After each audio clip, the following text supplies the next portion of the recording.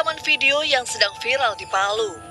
Dalam rekaman amatir terlihat dua buah kuburan yang pada nisannya tertulis nama Upin dan Ipin. Uniknya, pada nisan juga tertulis wafat pada tahun 1995 dan 1996, jauh sebelum tayangan kartu Upin dan Ipin mengudara. Pihak penjaga makam mengaku tidak mengetahui pemilik kuburan tersebut.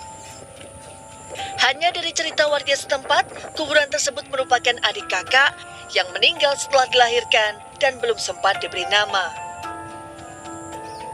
Yang unik Pak, karena kita tahu kan Upin itu kan film kartun begitu. Kenapa tiba-tiba ada kuburnya di Kota Palu gitu Pak? Kalau saya dengar-dengar Pak dari warga, katanya ini Upin itu lahir belum ada namanya. Terus nanti belakangan ini baru diberi nama sama keluarganya. Meski tidak jelas siapa yang memasang nisan Upin dan Ipin, yang jelas dua makam mungil tersebut membuat warga berdatangan untuk melihatnya. Dari Palu, Sulawesi Tengah, Jamie Hendrik, iNews melaporkan. Ya, tak peduli usia, mulai dari balita sampai kakek-kakek umur 95 juga masih suka. Baru-baru ini, sebuah video yang diunggah akun TikTok It's Me Andin 012 membagikan cerita dengan teorinya bahwa Upin dan Ipin merupakan kisah yang diambil dari kisah nyata, dan kedua bocah tersebut sebenarnya sudah meninggal. Semua cerita yang kita tonton hanya halusinasi dari opah semata. Begitulah kira-kira isi teorinya. Apalagi hal ini diperkuat dengan menampilkan sebuah makam anak kecil bersebelahan yang bertuliskan nama Upin dan Ipin dalam unggahannya tersebut. Teori lengkapnya seperti ini. Upin ini bernama asli Arufin, sedangkan Ipin bernama Arifin. Upin meninggal pada 1995, sedangkan Ipin meninggal pada 1996, sesuai dengan yang tertera dalam nisan tersebut. Diceritakan bahwa keluarga Upin Ipin mengalami insiden kecelakaan yang menewaskan keduanya serta kedua orang tuanya. Upin diketahui meninggal di tempat kejadian, sementara Ipin meninggal 1 tahun setelahnya setelah mengalami koma berkepanjangan. Sedangkan Kak Ros diceritakan berhasil selamat dari kejadian tersebut. Upin dan Ipin seakan tidak pernah bertumbuh besar.